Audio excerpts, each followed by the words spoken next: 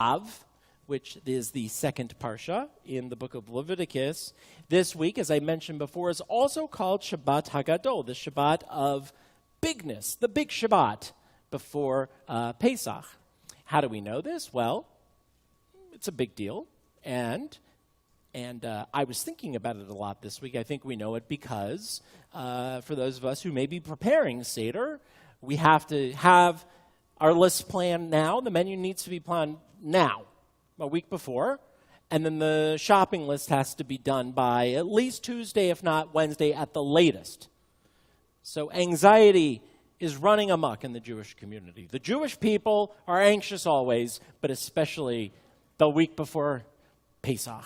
And so Shabbat HaGadol, aptly, is tonight. It's the 1 week warning, the 1 week notice that Pesach is coming. Now, I got the opportunity to take a few days off this week. I went to my homeland, to San Francisco, well, just to the airport, actually, and then went up to Napa.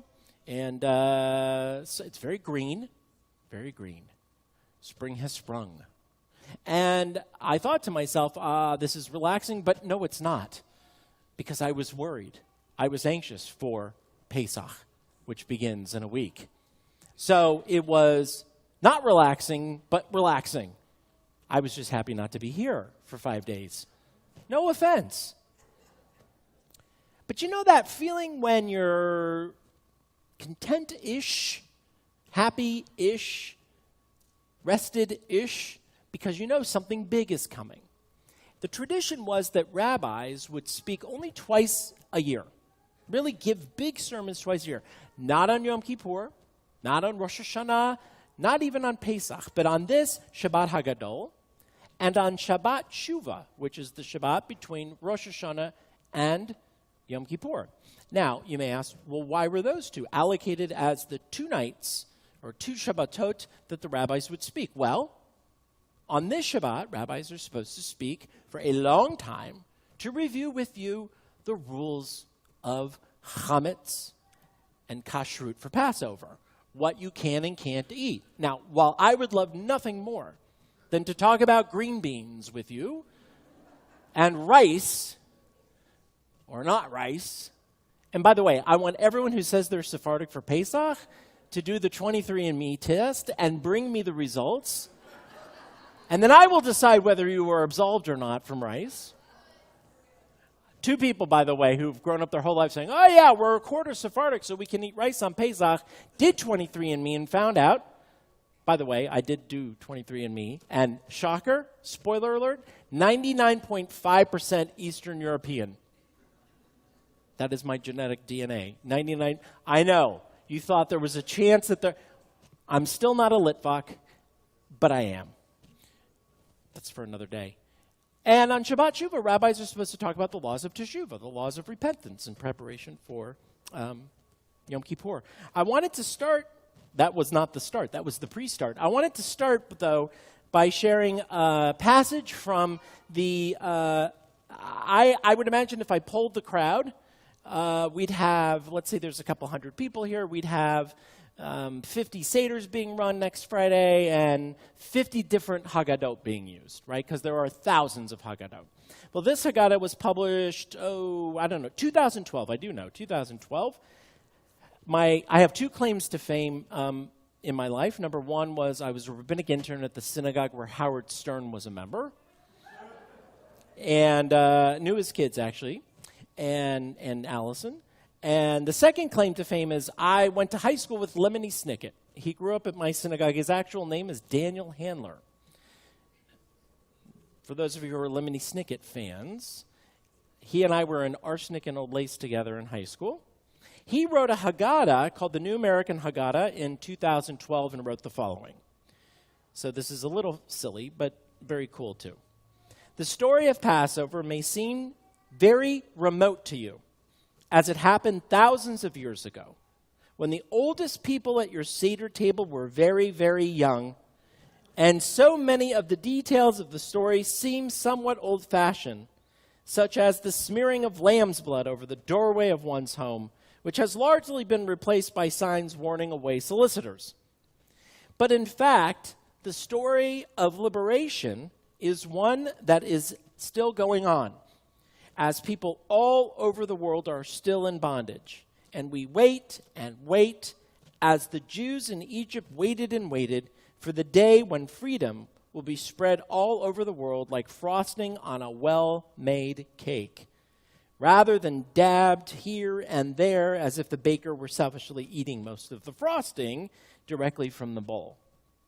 The story of Passover is a journey, and like most journeys, it is taking much longer than it ought to take, no matter how many times we stop and ask for directions.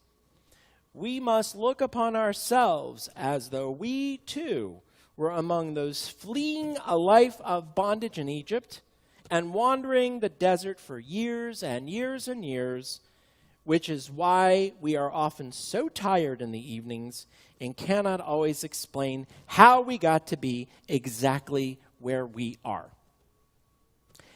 There is a fundamental question that we need to consider in reading this passage from the Haggadah, the passage that states so clearly that you should consider yourselves, we should consider ourselves as if we were in Egypt.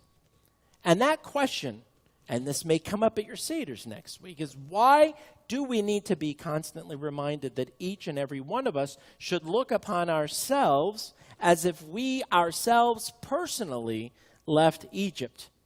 That's the fundamental question of the Haggadah. No matter how you look at it, or how short you try to make it, or how long it goes, or how many times you ask, when are we going to eat? That is the question. Why do we, as Jews, and our guests around the table, need to be reminded every year on the 15th of Nisan at nighttime that each one of us should look upon ourselves as if we personally left Egypt?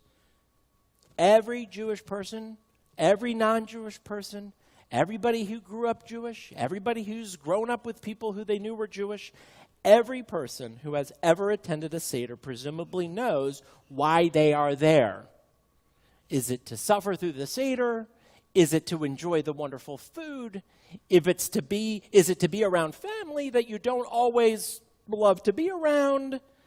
The answers aren't so simple, which is the main reason in and of itself for asking the question, why are we here?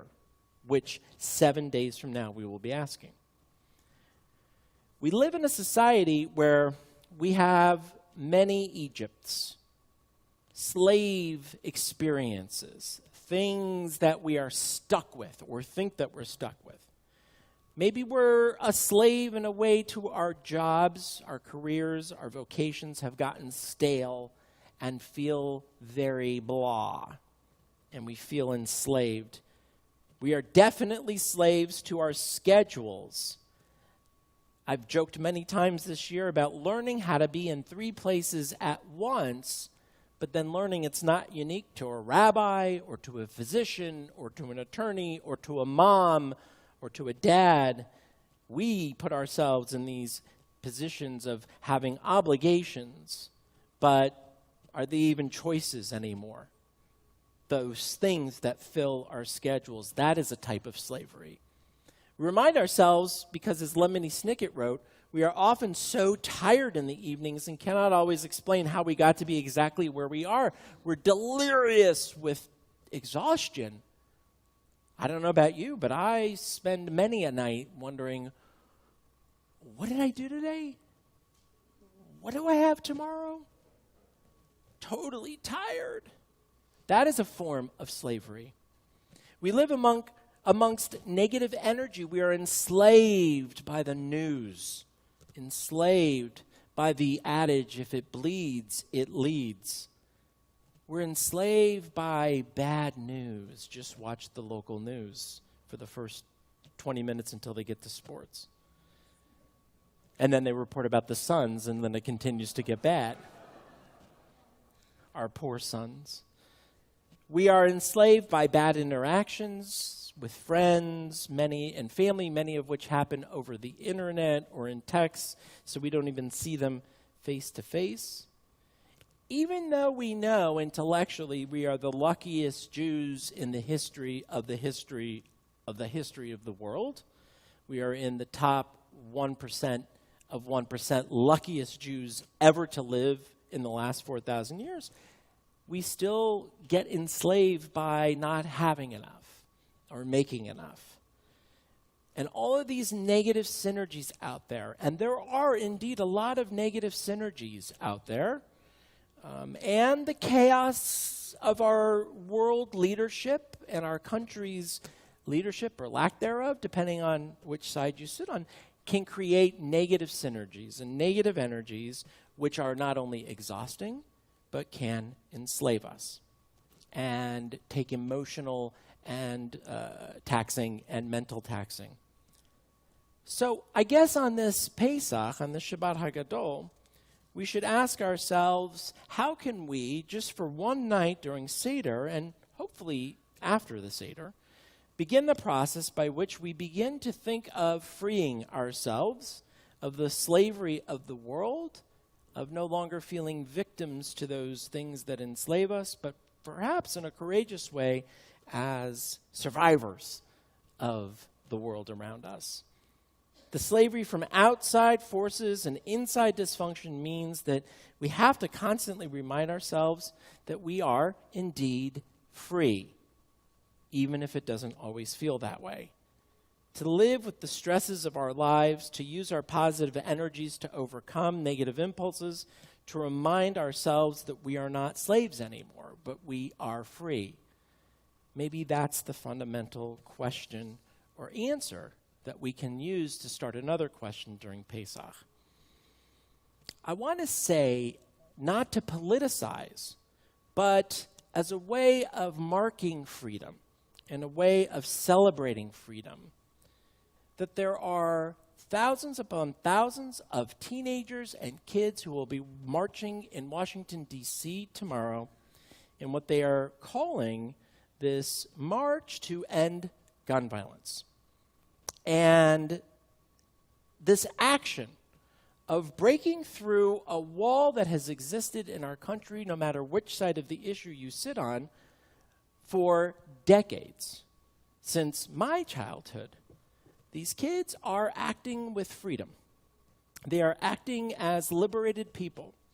They are using these tragedies, and in the words of Shakespeare, sweet are the uses of adversity, finding that sweetness and making that change. Did you know that there are 829 marches throughout the world tomorrow, not just the one in D.C.? 829 marches of kids in leadership and organization. And what have they taught us? They have taught us that they choose not to be enslaved by society, by what has become normative, and by their inability to guarantee safety for themselves and their fellow students on their high school campuses. 829 marches of kids tomorrow symbolizes, at least for me on this Shabbat HaGadol, what freedom really looks like. These kids are saying we must act, and we will force our elected officials to act. It's not about the Constitution. It's about safety and the pursuit of life and the pursuit of liberty and freedom for all. That is at the core of their mission. On this Shabbat, I would give you a little bit of permission to go online and look at the beautiful work of the organizers of March for Our Lives tomorrow on their website. In support of law-abiding Americans, they are asking for simple and common sense solutions to the crisis of gun violence in our country. I would remind us as Reformed Jews that all laws, whether they are in the Torah or in the Constitution, were written by human beings and therefore are fallible. That is to say, are ongoing, can grow and stretch and move. And what these kids are saying is, let us not deify the framers of the Constitution, just as we as Reformed Jews do not deify the rabbis of the Talmud. It is as if to say the law may look black and white, but the spirit of the law, the spirit of the Constitution, or for us, the Talmud and the Torah, is what we must act on. That is a way of freeing ourselves from the slavery of religious persecution. On this Shabbat HaGadol, not that these kids knew that they were organizing such a march on Shabbat HaGadol, by the way, our kids, our Biddy kids, and kids throughout the country will come together, organized by the kids from Stoneman Douglas High School in Florida, to march on Washington and in state capitals and worldwide capitals to act, to break the chains of slavery, of bondage, to make statements that are life-affirming. And again, no matter which side you stand on the issues of gun control in America, these kids are choosing life. They're choosing freedom. They're choosing liberation. And we have a lot to learn from them. And we should all applaud them. On this Shabbat HaGadol, I would remind you again, as we enter into the craziness, the anxiety of preparing for Pesach, to put your grocery list away for just a minute, to put your menu ideas in the back of your head. Your seders are going to turn out fabulous. They always do. And think about how you and I and we can be more free and break the bonds of slavery in our society and break the bonds that shackle us into this constant melody of hearing it can't be changed. It won't be changed. It's bigger than us. And realize that in Judaism, each one of us is responsible for the other. Each one of us has the power to take a life, but we also have the power to save a life. On this Shabbat HaGadol, again, let us begin that process, whereby we free ourselves of the slavery of the world, where we live within the stresses of our lives, but use our positive energy, like tomorrow's positive energy in Washington, to overcome negative impulses and to remind ourselves that we are not slaves anymore, that we are free, and with freedom come responsibilities. Shabbat Shalom.